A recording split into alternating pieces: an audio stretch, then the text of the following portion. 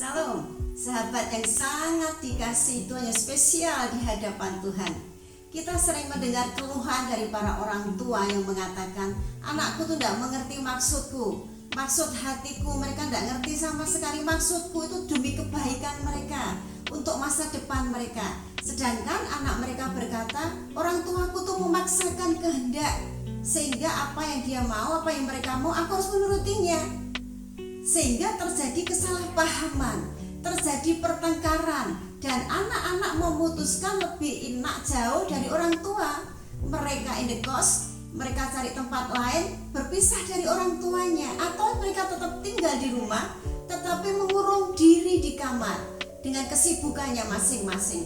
Kesalahpahaman itu terjadi karena seorang anak tidak mengerti isi hati ayahnya. Sama, kadang-kadang kita dengan Tuhan pun seperti itu. Kita tidak mengenal isi hati Tuhan, kita tidak mengerti kehendaknya, sehingga kita ambil keputusan untuk undur dari Tuhan, untuk mengurangi kesetiaan, bahkan untuk menghentikan semua kegiatan dengan Tuhan. Tidak beribadah lagi, tidak bergereja lagi, tidak berdoa, dan sebagainya, karena tidak mengerti aja maksud hati Tuhan. Hari ini mari kita belajar dalam satu ayat firman Tuhan. Cukup membuka rahasia isi hati Tuhan yang membuat kita semakin semangat, semakin bergairah menghadapi hidup ini. Apapun musimnya, apapun masalahnya, kita tetap tegak dan kita bisa bersyukur di hadapan Tuhan. Mari kita belajar bersama-sama dalam Yeremia pasal 29 ayat yang ke-11. Ayat ini sangat terkenal. Dikatakan demikian, sebab aku ini mengetahui rancangan-rancangan apa yang ada padaku mengenai kamu. Tuhan mempunyai isi hati untuk kehidupan kita yang ke depan. Rancangan-rancangan Tuhan ini sudah dirancangkan begitu indah, begitu baik, sehingga dia berkata, aku mengetahui rancangan-rancanganku untuk kamu. Bahkan di dalam Yesaya dikatakan, sejak kamu belum ada dalam kandungan ibumu, sejak kamu belum ditelan dalam kandungan ibumu, Tuhan sudah merancang kehidupan kita. Ini yang menyebabkan kita bisa bersyukur. Kita tidak mengeluh waktu ada badai, waktu ada masalah dalam kehidupan kita. Lalu dikatakan demikian, demikianlah firman Tuhan, yaitu rancangan damai sejahtera. Halo sahabat, Tuhan memberi rancangan damai sejahtera. Di dalam bahasa aslinya dikatakan shalom. Shalom itu berarti kesejahteraan. Kesejahteraan itu di dalamnya ada kemakmuran. Kesejahteraan atau shalom itu sesungguhnya prosperity, berarti kemakmuran mengenai finansial, mengenai ekonomi. Lalu kesuburan, kesuburan itu keberhasilan. Selalu ada yang kita perbuat dan itu berhasil. Lalu dikatakan dalam shalom itu prosperity, kemampuan. Tuhan merancangkan kemampuan. Apapun yang terjadi dalam kehidupan kita, kita mampu melaksanakannya, kita mampu menyelesaikannya, kita mampu menanggungnya. Itu yang menyebabkan kita semangat hidup dan kita bersyukur. Itu rahasia isi hati Tuhan. Hari ini kita belajar dengan tema mengenal isi hati Tuhan. Lalu yang kedua, dalam shalom itu yang kedua, well to being, yang artinya kesehatan, makmur dalam arti kesehatan, makmur dalam arti kesegaran, kebugaran. Itu yang dirancangkan Tuhan untuk kita.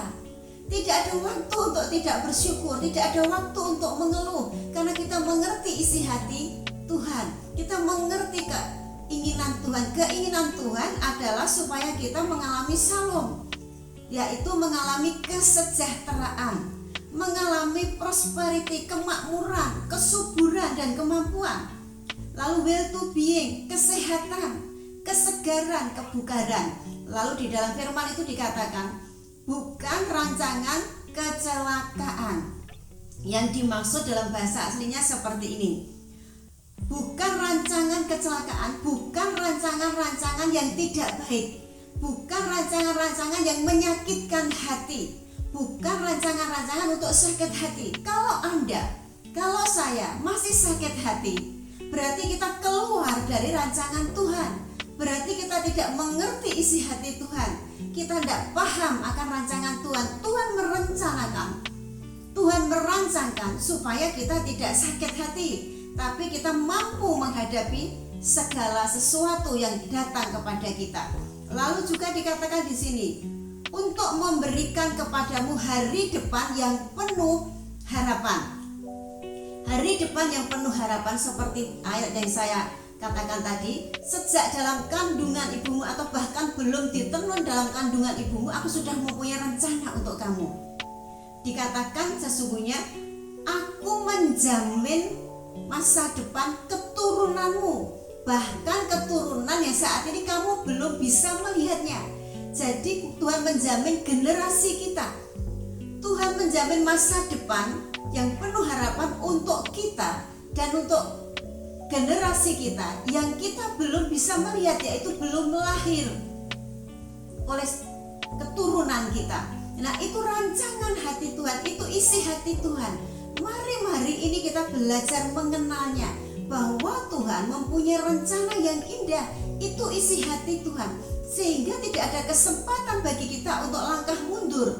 Tidak ada kesempatan bagi kita, aku berhenti dulu, aku belajar dulu untuk mengerti kehendak Tuhan. Ini isi hati Tuhan. Rahasianya cukup dibuka, cukup belak-belakan. Tuhan berkata, ada prosperity, ada well to being, yaitu shalom, kesejahteraan yang di dalamnya kemakmuran, kesuburan, kemampuan, kesehatan, kesegaran, dan bukan rancangan untuk sakit hati atau rancangan-rancangan yang jahat, yang tidak baik. Saya harap hari ini sahabat belajar mengerti isi hati Tuhan.